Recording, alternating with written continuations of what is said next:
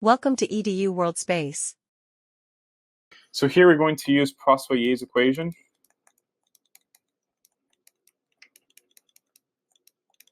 We want to find essentially the change in height. So we can say that here the volumetric flow rate is equaling pi times the radius to the fourth power multiplied by the change in pressure divided by 8 times the viscosity of blood multiplied by L. And we can then say that here P sub 2 is equaling P sub 1 plus 8 times the viscosity of blood multiplied by the length L times Q, the volumetric flow rate, divided by pi times R to the fourth power. And this would simply be equaling the density of blood multiplied by G times the change in height, or the gauge, or the gauge pressure. And so we can solve for delta H, and we see that delta H is equaling,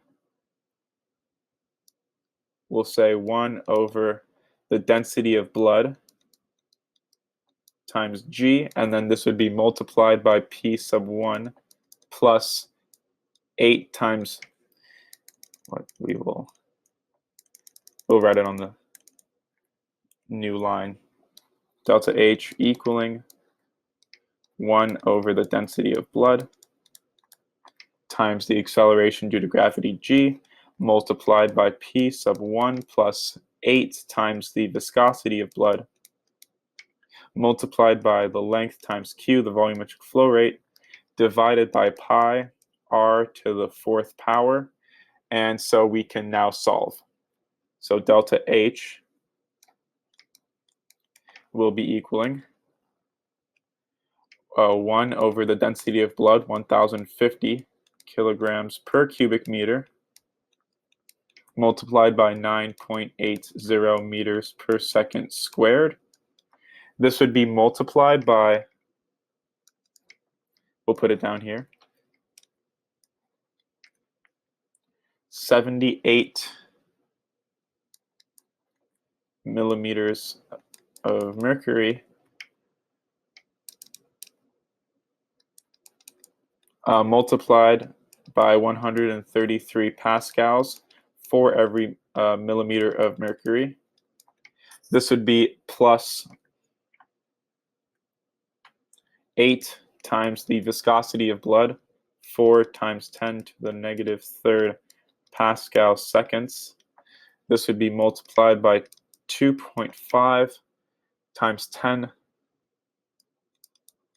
to the negative second meters. And then this would be multiplied by the volumetric flow rate of 2.0 times 10 to the negative sixth meters cubed divided by 60 seconds. And then this entire term